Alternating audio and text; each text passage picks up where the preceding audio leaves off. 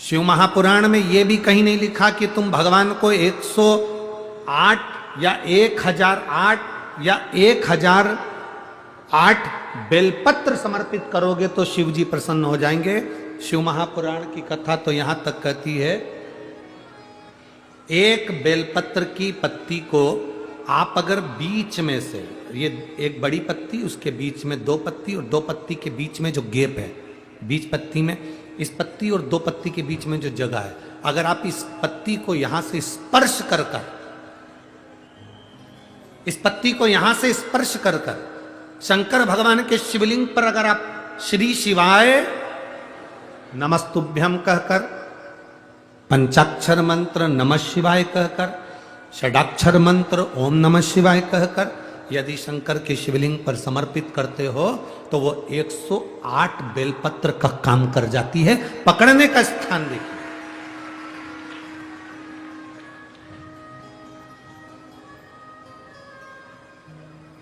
ये स्थान की बड़ी मूलता है, जो ये बड़ा मूल माना गया।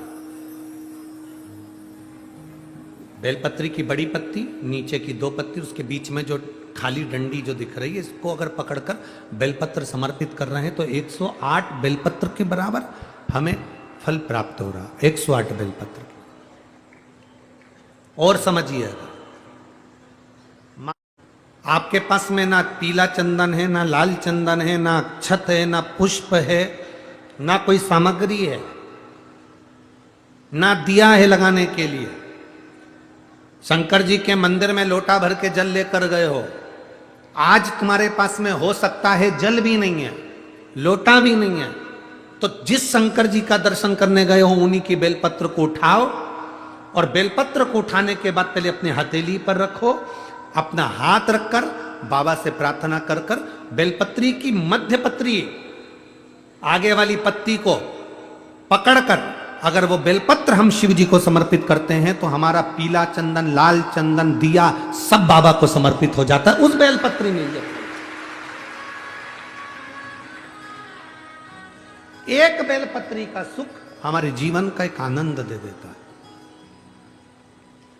हम तो यहां तक कहेंगे, अगर कभी जिंदगी में तुम्हें लगे कि गुरुजी मेरा पैसा फंस गया, नहीं मिल रहा है, या मेरा पैसा अटक गया, नहीं मिल रहा, या मेरा घर में धन नहीं है, बहुत तकलीफ की जिंदगी चल रही है, आप ये बेलपत्री का जो दो पत्ती है ना, ये दो पत्ती इस जगह से पकड़कर, आपको लग रहा है कि पैसा नहीं है, काम बहुत बड़ा अड़ा है, बेटे की शादी, बेटी की शादी, या मकान या दुकान, कोई काम अड़ गया, ये दो बेलपत्री की पत्तियों को पकड़कर अपनी कामना कर कर शिव जी को समर्पित करो और एक लोटा जल बाबा को चढ़ाना प्रारंभ करो। 20 से 22 दिन इंतजार करना, मेरा बाबा हाथ पकड़कर कुबेर भंडारी भंडार जरूर करेगा।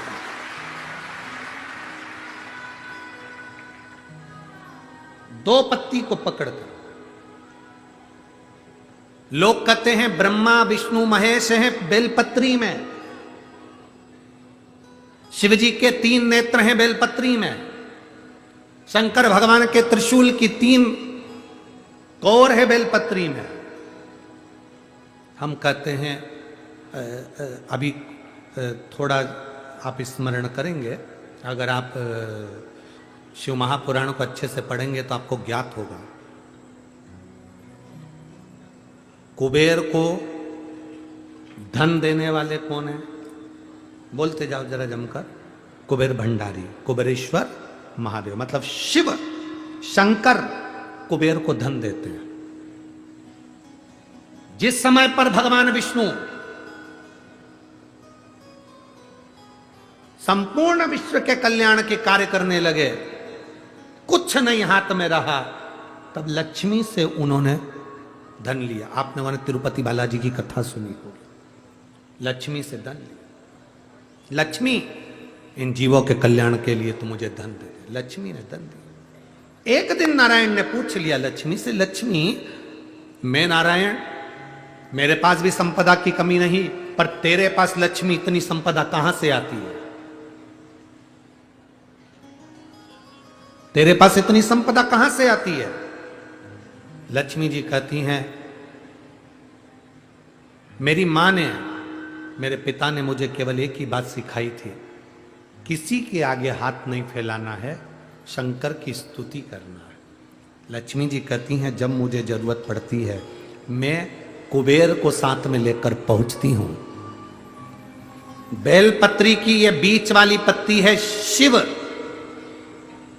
माता लक्ष्मी और कुबेर, उन दोनों के सामने हाथ पसार कर कुबेरेश्वर महादेव से मांग रहे हैं, भगवान शंकर से मांग रहे हैं।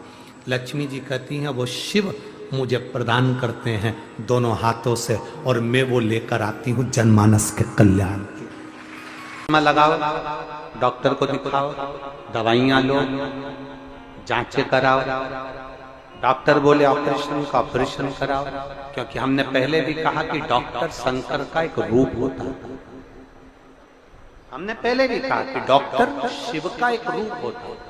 आप जांच कराइए, आप डॉक्टर को दिखाइए।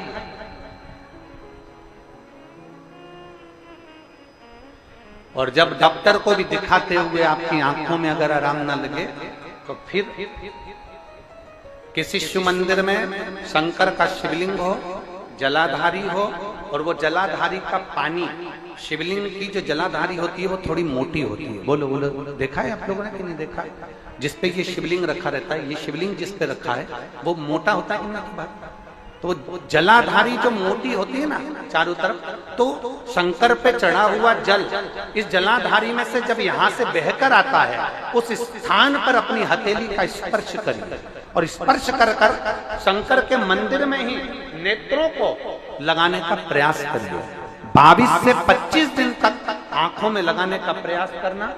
30वें दिन हमको पत्र लिखकर भेजना कि आपकी आंख की रोशनी बढ़ना प्रारंभ हुई कि नहीं, आपका चश्मे का नंबर ठीक हुआ कि नहीं। नेत्रों पर इस स्थान का महत्व है। ये गणेश और कार्तिकेय का स्थान, बीच में अशोक सुंदरी का स्थान, शिवलिंग, शंकर के ऊपर जो जल गिरता है, शंकर जी की 5 लड़कियां, जहां से जल नीचे गिर रहा है, ये 33 कोटि देवी देवताओं की जो धर्म पत्नियां हैं उनका स्थान होता है, जहां से ये जल नीचे की ओर आता है। उस स्थान पर अपनी हथेली का स्पर्श कर कर अपने नेत्रों पर लगाना प्रतिदिन प्रारंभ करो। 25 दिन के बाद बात करेंगे कि नेत्र की रोशनी बढ़ती है कि नहीं। जांच भी कराना, डॉक्टर को दिखाना भी कि हमारी नेत्र की रोशनी का कितना अंतर है, जरा देखकर बताओ जरा।